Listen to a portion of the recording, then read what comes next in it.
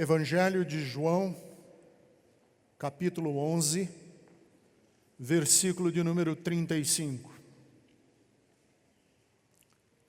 Jesus chorou. Jesus chorou. Podem sentar.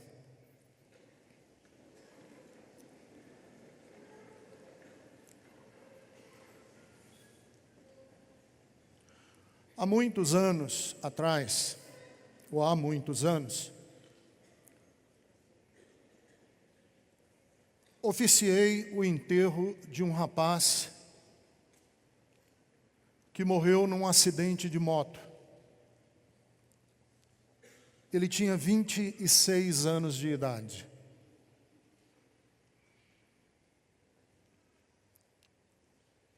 Ele estudava medicina, estava perto de terminar a sua residência médica,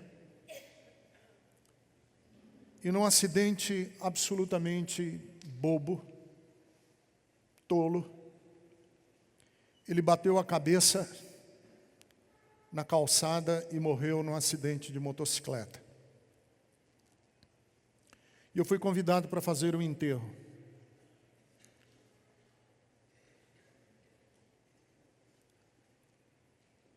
E durante a cerimônia fúnebre,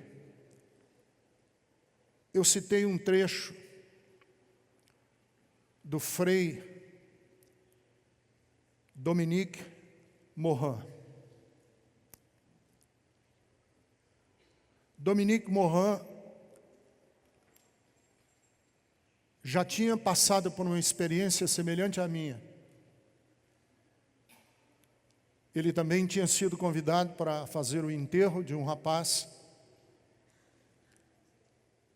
E ele fez a seguinte oração na hora do enterro: Senhor, Tu te revelas como um Deus bom, justo. Tu nos dizes que é o caminho e a vida e que nos dá vida em abundância. Veja, então, como este rapaz nos foi tirado. Tu percebes, Deus, o estado em que nos encontramos? No que tu pensas? Se tu nos entendes, Deus, compreenda então a nossa confusão. Há momentos em que a nossa mente fica confusa. Porque há momentos em que a dor é absoluta. É cruel. É maligna. É desesperadora. Há momentos em que o sofrimento é incessante. É asfixiante. Há momentos em que a dor é virulenta. E é nesses momentos que a vida nos leva a perguntar: onde está Deus? E você aflito, você aflita, fica a se perguntar e a se questionar: onde está Deus? De fato, essa é uma pergunta que reverbera através dos séculos e dos milênios, desde a cabeça dos filósofos pré-socráticos até os recentes teólogos da libertação, teólogos liberais, teólogos ortodoxos, perguntam: onde está Deus? Onde está Deus? Se os becos estão escuros, onde está Deus se o cortiço é imundo? Onde está Deus? Se o corredor do IML está lotado de pais e de mães aflitas em busca de notícias dos seus filhos e filhas. Onde está Deus? Se a vala comum do cemitério está abandonada e o mato e o capim crescem ao redor de cadáveres anônimos. Onde está Deus num país como o Brasil, em que os assassinatos se multiplicam? Onde está Deus se perdura a violência? Onde está Deus num instante da história em que tanta gente chora? Porque há momentos em que a dor é absoluta, e eu chamo de absoluta dor. Quando a lembrança do passado é tenebrosa, quando a vivência do presente é decepcionante, e quando a perspectiva do futuro é angustiada.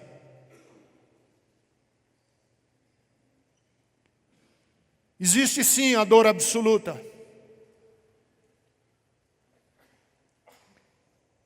É quando o sofrimento nos aperta como uma serpente ao redor do pescoço. Quando o peso de viver nos esmaga como um fardo.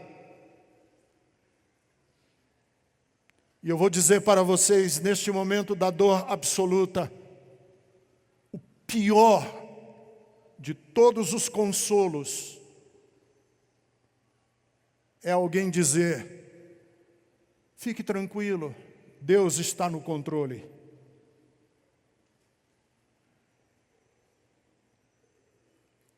A pior frase que alguém pode ouvir é: não se preocupe, Deus deixou você fazer isso, ou passar por isso, ou experimentar isso, porque é para o seu bem. E eu quero dizer hoje de manhã aqui na Bethesda que eu sou ateu desse Deus. Aliás, eu não sou ateu desse Deus, eu sou inimigo dele.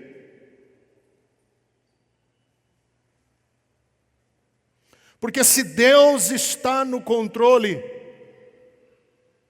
foi Ele que inventou a Gestapo. Se Deus está no controle, Ele supervisionou a chacina do Carandiru. Se Deus está mesmo no controle,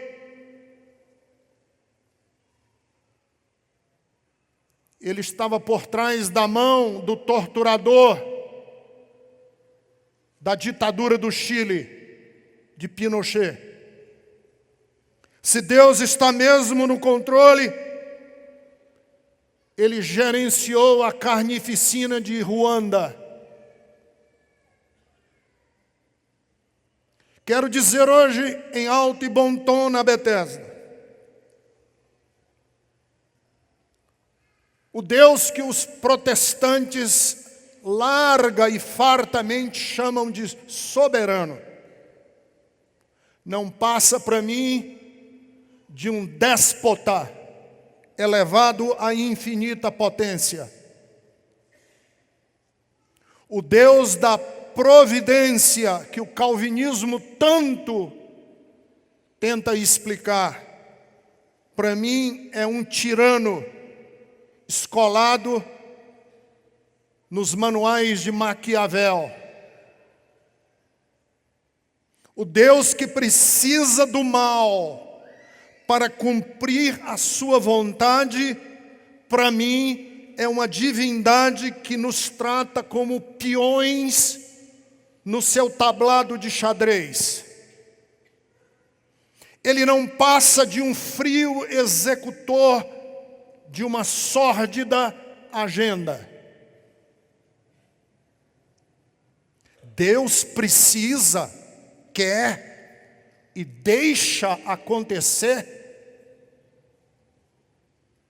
E o resultado são homens e mulheres estrupiados, degolados, enforcados, linchados, esfomeados, mutilados, exilados.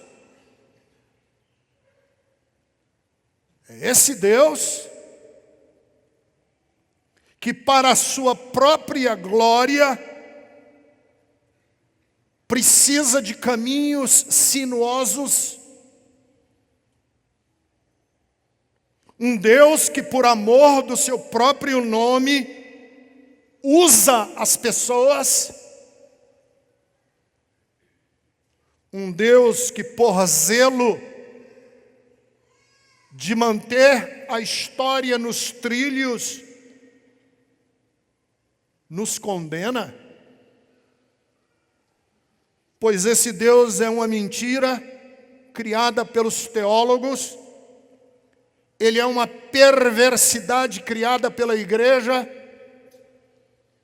ele não passa de uma invenção de gente que tem o coração adoecido. Jesus chorou.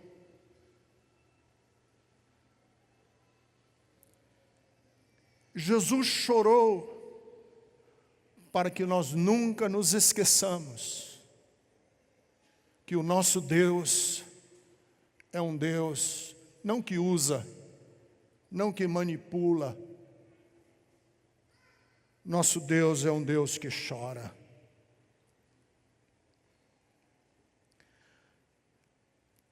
E Jesus chorar não é uma novidade bíblica. Porque Deus chorou em outras ocasiões, em outras narrativas, em outros textos, inclusive da Bíblia hebraica, que nós chamamos de Antigo Testamento. Em Gênesis capítulo 6, versículo 6, o texto da Bíblia diz que a maldade humana tinha se universalizado. E na narrativa do Gênesis diz assim: e isso cortou o coração de Deus. Em Juízes capítulo 10, versículo 16, diz que o sofrimento de Israel se tornou tão agudo que o próprio Deus não podia, não conseguia suportar tamanho sofrimento. Em Isaías capítulo 63, versículo de número 9, o texto diz que na aflição do povo, Deus também se afligiu. Em Ezequiel capítulo 6, versículo de número 9, o texto diz que quando Israel fosse levado para outras nações cativo,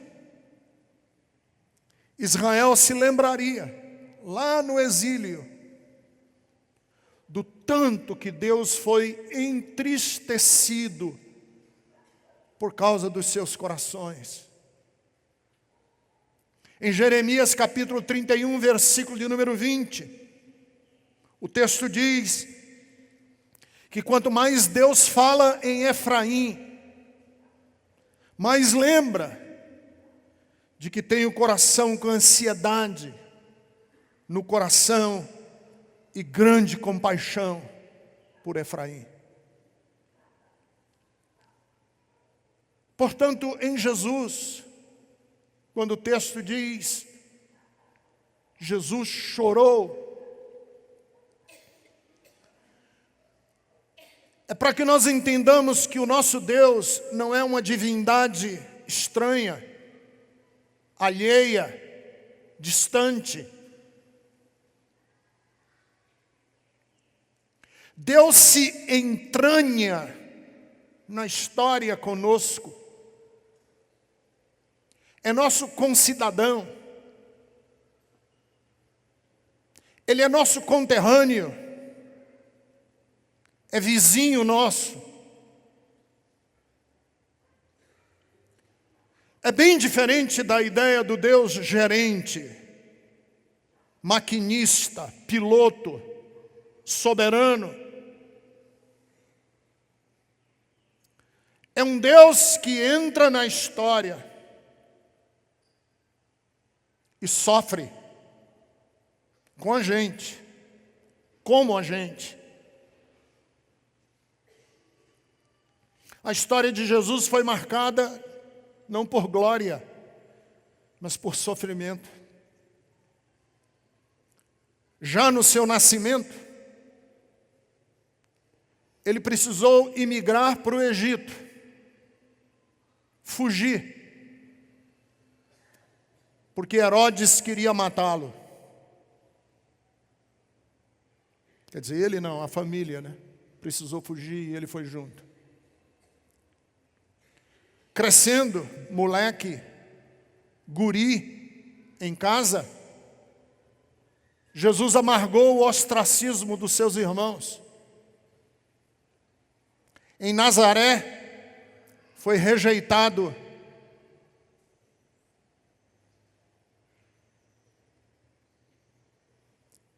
E a sua vida foi de sofrimento. Jesus previu que sofreria em Jerusalém. Mateus 16, 21. Quando teve a experiência de transfigurar-se e as suas roupas brilharam,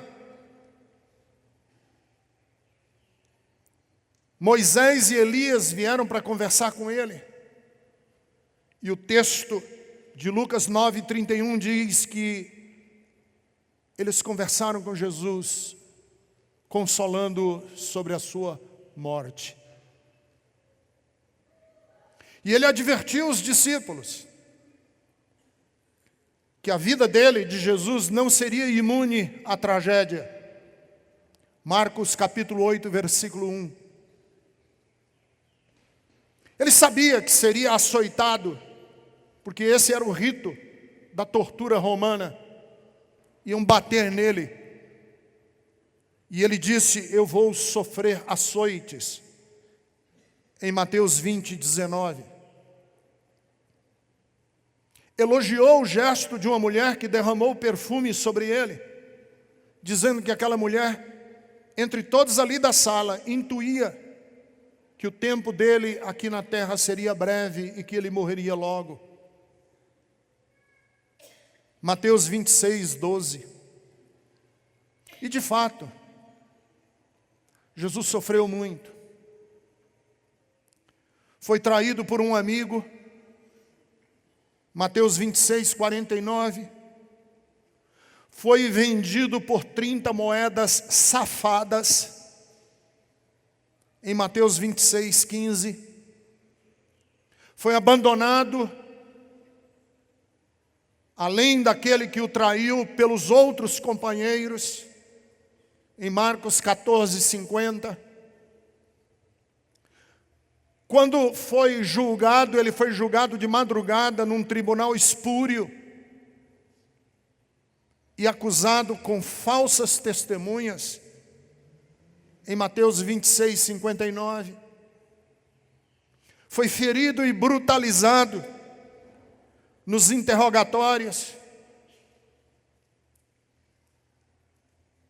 Foi cuspido no rosto. Em Lucas 22, 63. Foi zombado com sarcasmo. Em Mateus 27, 31. Desabou debaixo do peso da cruz, porque ele não suportou o tamanho sofrimento. Em João 19, 17. Martelaram suas mãos e os seus pés. Em Lucas 24, 40. Deixaram ele morrer lentamente, exposto à vergonha pública entre dois ladrões. Lucas 23, 33. E depois que ele estava morto, jogaram sorte para decidir quem ficava com a sua capa. Meu Deus não é um Deus estranho à nossa dor e nem usa a nossa dor. Meu Deus é um Deus que chora.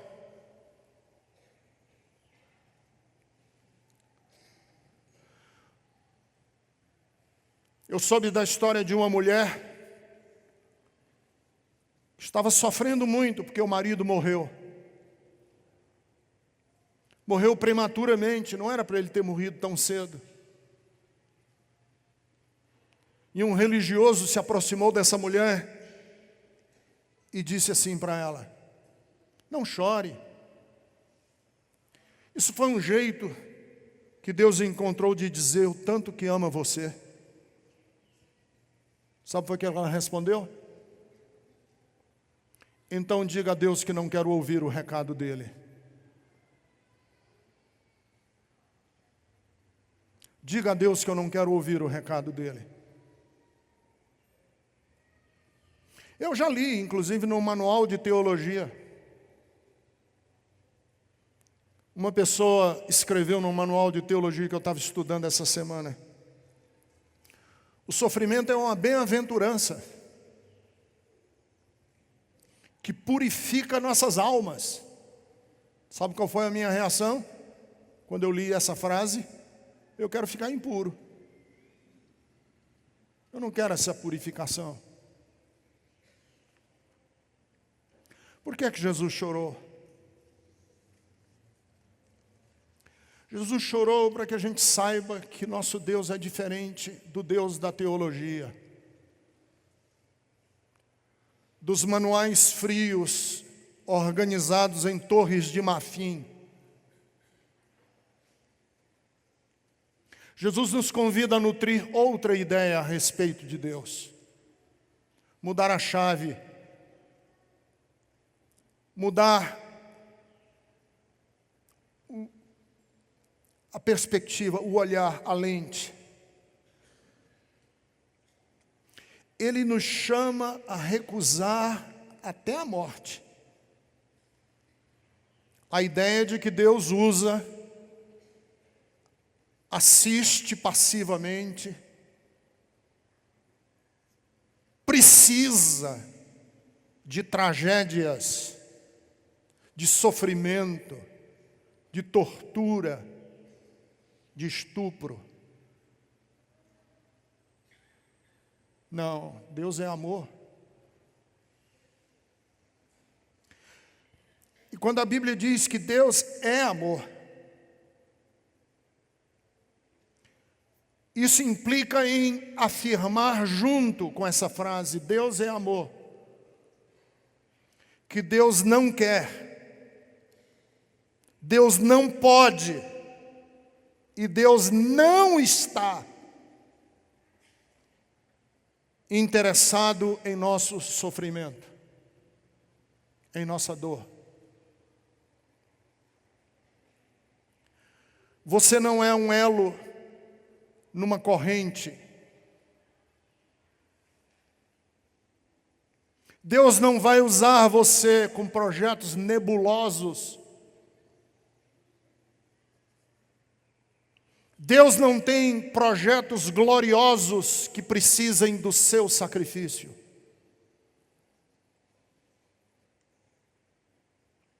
Porque Deus não nos usa. Deus nos quer bem. E quem ama sente. Quem quer bem se envolve. Quem quer bem se envolve. Veja o meu raciocínio. Deus não boceja quando você peca. O seu pecado magoa, fere o coração de Deus. Mas, porém, todavia, contudo, não obstante, quando alguém peca, contra você, isso devasta o coração de Deus.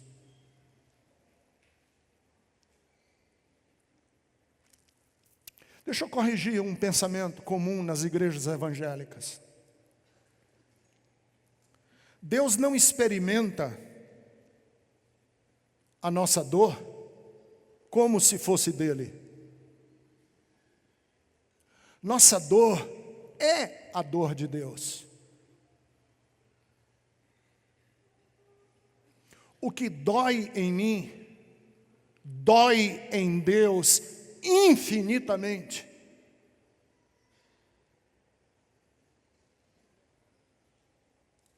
O que para mim é um mero incômodo, esmaga o coração de Deus. Por que eu digo isso? Porque se você fizer um mal a mim, claro, você vai me machucar. Mas se você fizer um mal a um dos meus filhos, ou dos meus netos, você destrói comigo. Se fizer mal a mim, você me machuca, claro. Mas se você fizer a um dos meus filhos, você me destrói, porque eu os amo.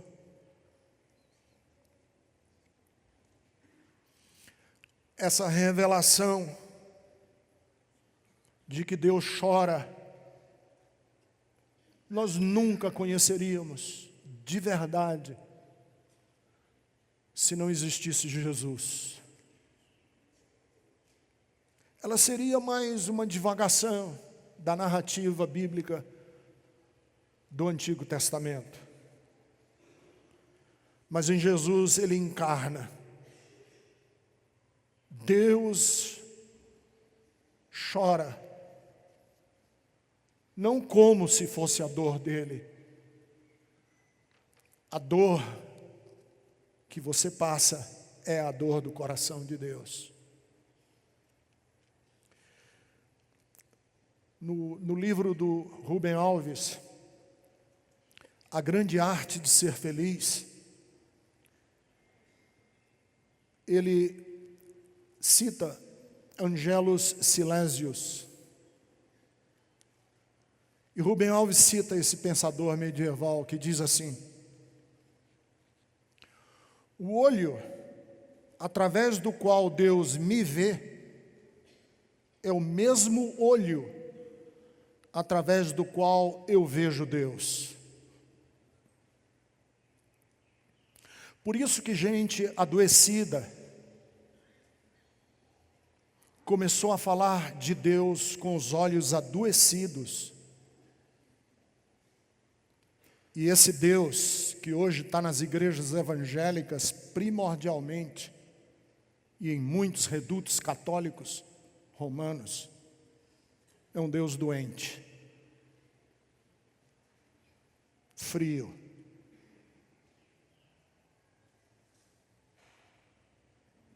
E o Rubem Alves diz assim: o Deus vingador que administra um inferno, inimigo da vida que ordena a morte, o Deus eunuco que ordena a abstinência, o Deus juiz que condena carrasco que mata. Deus é um banqueiro que executa débitos. É um inquisidor que acende fogueiras. É guerreiro que mata os seus inimigos. Deixa eu falar para vocês hoje de manhã, irmãos. Esse Deus não existe, ele está morto. E se ele ainda vive em igrejas evangélicas, é nosso dever matá-lo. Porque ele não passa de um ídolo perverso e mau. O Deus de muitos evangélicos é o meu demônio.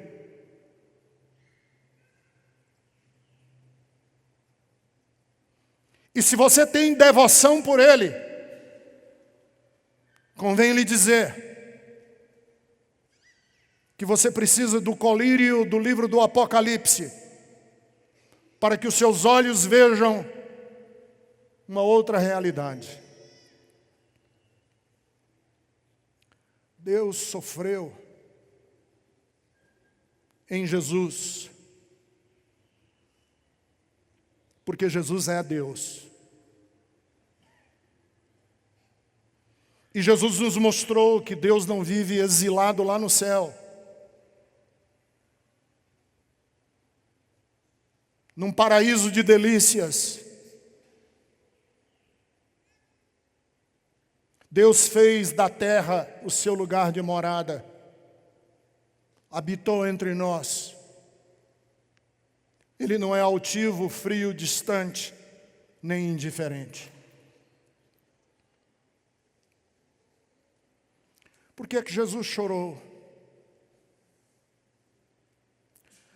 Jesus chorou porque Deus nunca aceitou e continua sem aceitar o que nos prejudica.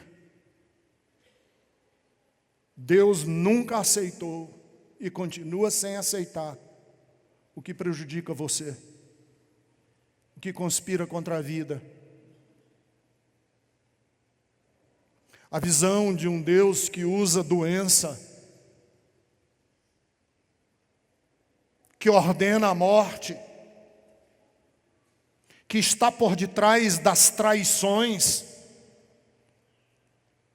para fazer valer a sua própria glória. Foi esse Deus que fez uma pessoa afirmar o seguinte: quando vejo a maneira como Deus trata seus amigos, compreendo por que Ele tem tão poucos amigos.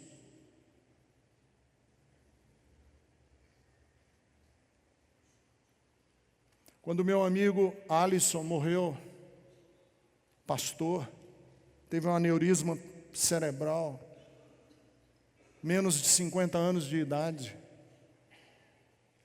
Eu estava andando por uma das ruas de Florianópolis, ele morava em Florianópolis, e uma pessoa falou assim: é porque Deus leva para si os bons. Aí eu pensei, eu vou já dar um chute num gato ali na frente, eu vou fazer mal a alguma velhinha. Ele leva para si os bons, então eu vou fazer o mal, não quero ir agora, eu tenho minha mulher, tenho os meus filhos.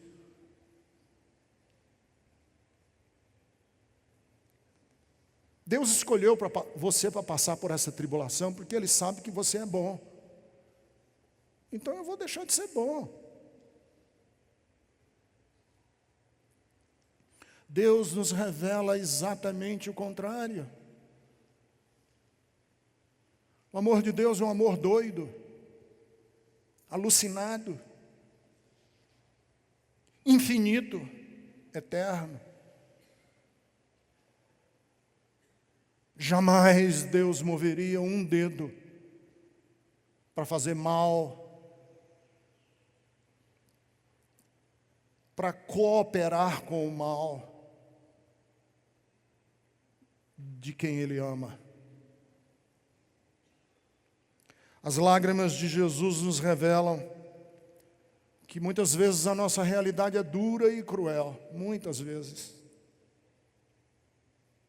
E que Deus não as aceita. Deus não as tolera. Ora, se o mal é necessário, como querem alguns protestantes, as lágrimas de Jesus seriam, no mínimo, encenação. No mínimo, encenação.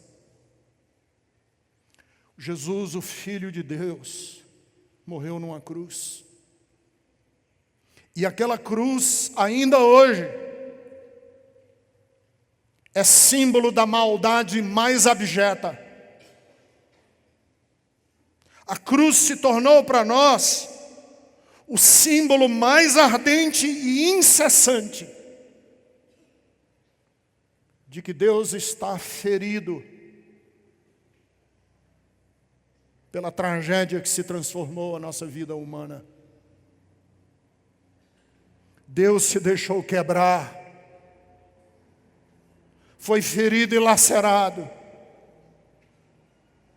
e a cruz permanece, para que nós saibamos que no meio da dor nós não temos um inimigo a mais chamado Jeová. Ele é nosso amigo. Ele não tomou o partido de Herodes e nem de Pôncio Pilatos, e nem de Caifás e nem de Anás. Ele tomou o partido seu, meu. Ele tomou o partido de Jesus. E mostrou para nós na cruz do Calvário que Ele é nosso parceiro até o limite mais trágico. O homem que agoniza no Getsêmani é o nosso modelo. Quando nos debatemos com a morte, Ele é o nosso fiador. Na amarga viagem ao inferno, porque a Bíblia diz que Ele desceu ao inferno, Ele é o nosso amigo, e é o amigo mais chegado do que o irmão. No desespero da solidão, de saber que ninguém o entenderia. E quando você passa pela solidão de saber que ninguém entenderá o tamanho da sua dor, Ele é o confidente mais fiel que você achará.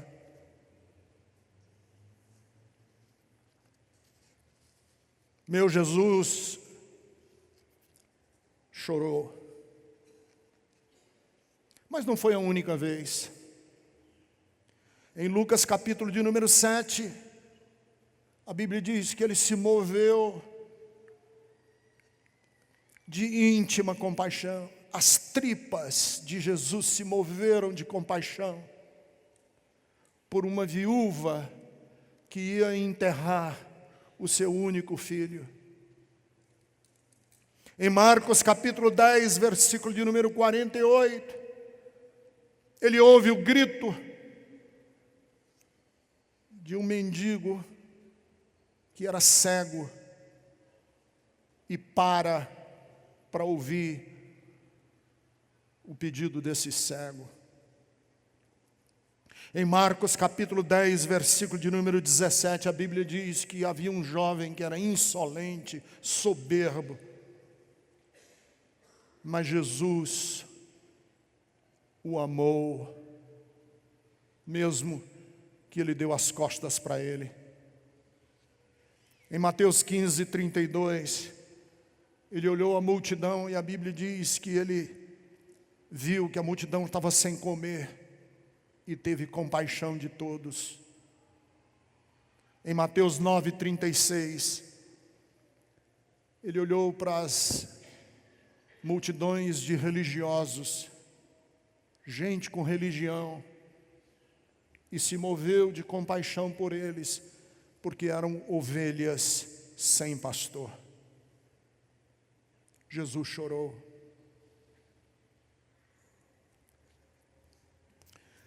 E Jesus chorou porque o amor se fragiliza. Quem ama se expõe, se abre. Quem ama está implícito, é axiomático. Quer dizer, não precisa provar. Um axioma é uma afirmação que eu não preciso provar. Que quem ama fragilizou-se, quem ama abriu-se, expôs-se, e quem não se expõe, quem não fragiliza-se, não ama. No dia em que você teve o seu primeiro filho, sua primeira filha, você se abriu para a dor. Você se fragilizou para a tragédia, de um jeito ou de outro.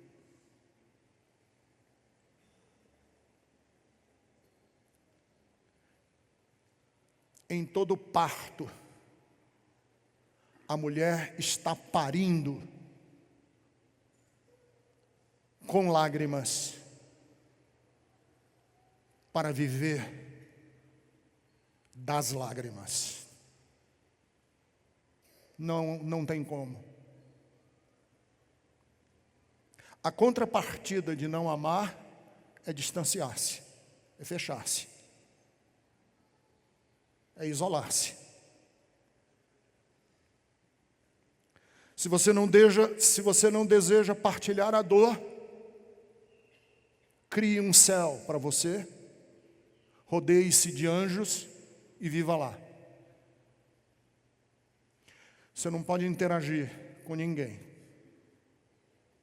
Dessa forma, o Deus dos teólogos é um Deus frio, distante e isolado, condenado a viver eternamente sem ninguém.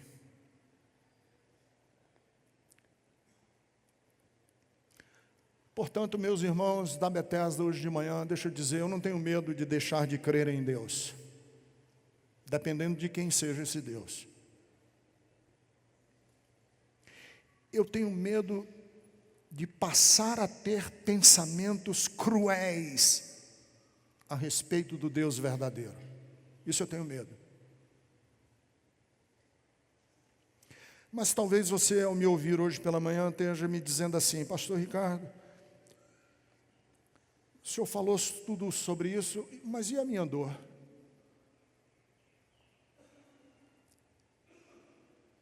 O que eu faço com a minha dor? Tá bom, Deus sofre comigo, o que eu faço com a minha dor? A pergunta é essa mesmo: como Deus age no meu sofrimento? Deixa eu de novo andar aqui por um terreno complicado, mas eu preciso, hoje de manhã. Deixa eu estabelecer duas coisas. Eu só preciso dizer duas coisas para você hoje a respeito de como Deus age no nosso sofrimento. Primeiro, Deus não quer resolver sua dor. Deixa eu falar uma coisa para você, que pode ser que eu vá perder metade da Bethesda hoje de manhã, não tem problema. O nosso sofrimento não tem cura. O seu sofrimento não tem cura. Se você veio para Bethesda e dizer assim: eu preciso ser curado dessa dor, não existe isso. Sofrimento nenhum acaba.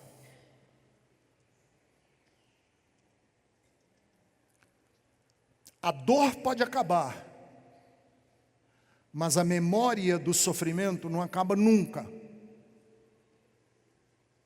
Aliás, eu posso dizer assim: o tempo não acaba com a dor. Deus não acaba com a dor.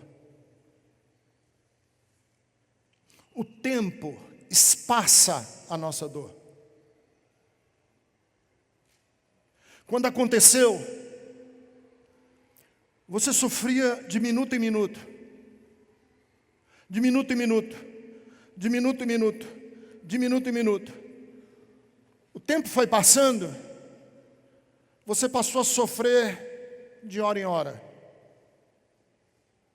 A dor dava intervalos de 1 hora. O tempo passou, a dor lhe deu intervalos de 1 semana. E se você tiver anos de vida, a dor lhe dará intervalos semestrais. Mas quando a dor voltar, ela volta com a mesma intensidade. Quem intuiu isso foi o genial Chico Buarque de Holanda. Quando ele disse que saudade é a mãe que vai arrumar o quarto do filho que morreu.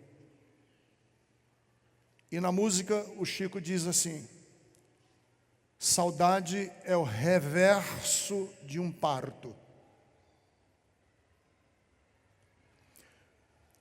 Porque no parto é assim, a dor vem de meia em meia hora, depois ela vem de 15 em 15 minutos, depois ela vem de 2 em 2 minutos, depois ela vem de minuto em minuto, e depois a dor se torna tão forte, tão rápida, que a criança nasce.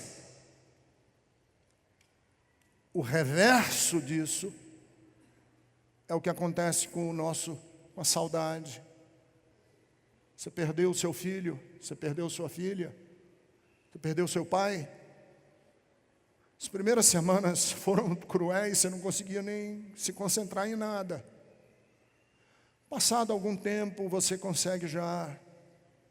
E passado anos, mas toda a vida que você se lembrar da sua mãe, do seu pai, do seu filho, você sentirá a mesma dor.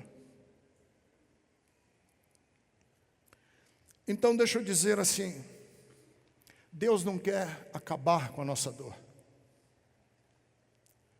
Deus quer nos ensinar a viver mesmo com dor. Mesmo com dor.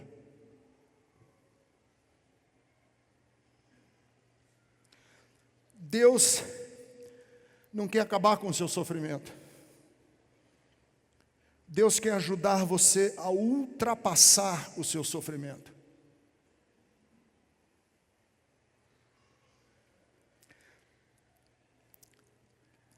Deus quer, nos intervalos que a dor dá, não disse que a dor dava intervalos de 1 hora, de 1 semana? Nesses intervalos, você reinventar-se como pessoa. E Ele é nosso parceiro nesse trabalho da gente se reinventar. Então, assim, não existe cura para a dor, existe ressurreição. Você pode ressuscitar na dor.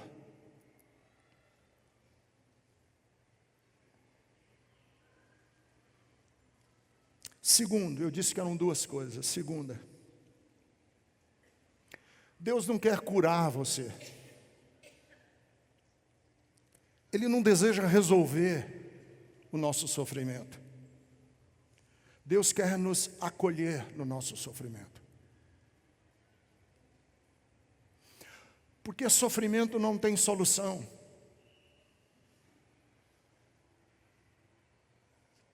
E se eu aparecesse para você hoje de manhã e dissesse assim, não, eu vou solucionar o seu problema, você diria, não, pastor, eu não quero ser solucionado.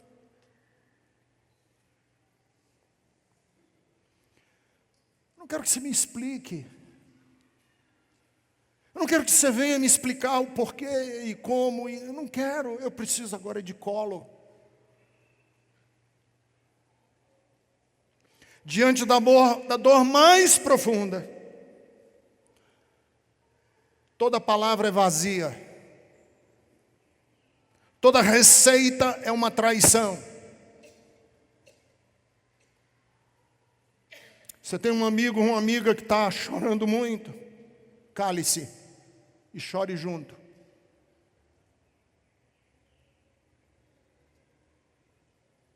Na dor do amigo que morreu, a Bíblia diz, Jesus chorou.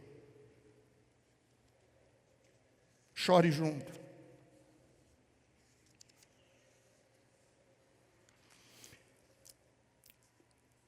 E ter um amigo que chora junto é melhor do que ter um amigo que me responde com 1000 teses que explicam a minha dor.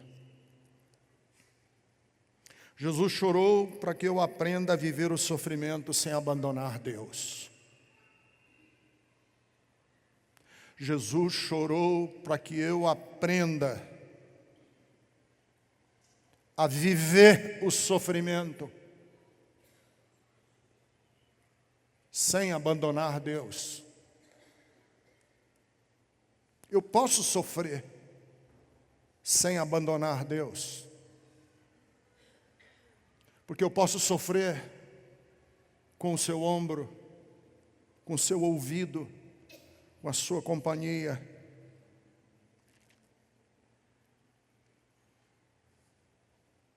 Você sabe como é que Isaías fala de Jesus no capítulo 53? O servo sofredor.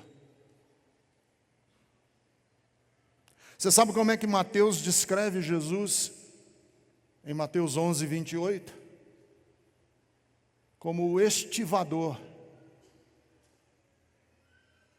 de porto, que pega fardos pesados, quando vê os amigos chorando e sofrendo. Quem é o para-choque da minha revolta? É Jesus. Porque Ele é o bom pastor de João, capítulo de número 10. Quem é o saco de pancadas? Que me trouxe paz. É o Filho de Deus pendurado numa cruz. E qual é o meu porto seguro? É que Ele ressuscitou. Pastor, o que eu faço com a minha dor? Não tem muito o que fazer, não. Chore. Porque você vai sofrer, mas a dor vai lhe dar intervalos. E nesses intervalos, o Espírito Santo de Deus vai soprar para você ressuscitar para uma outra vida. Então a receita da vida, sabe o que é? É sofrer, tomar fôlego e seguir em frente. Tocar a vida em frente. Tocar a vida em frente diferente. Porque a dor partilhada com Deus deixa de ser paralisante e passa a ser mobilizante.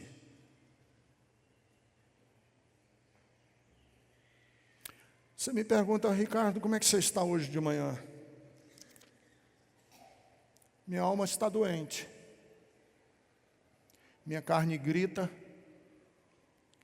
Meus músculos tremem. Meus lábios, próximos da blasfêmia, gemem. Deus silenciou em minha agonia, mas eu não sei explicar. Eu sinto que Ele está próximo de mim. Ele não pega fisicamente na minha mão, mas eu percebo que Ele está próximo do meu coração. E se algum dia Deus já partilhou do meu riso, não me pergunte como. Hoje eu sei que Ele chora comigo, porque meu Deus é um Deus que chora. E se você está aqui ou me acompanha pela internet e diz, Ricardo, eu tenho sofrido muito, eu não tenho nenhuma receita para você. Eu tenho a possibilidade de lhe apresentar um amigo que é mais chegado do que o irmão, o pastor que dá a vida pelas suas ovelhas, o Senhor que ressuscita gente que está morta, porque a ferida da vida foi grande demais.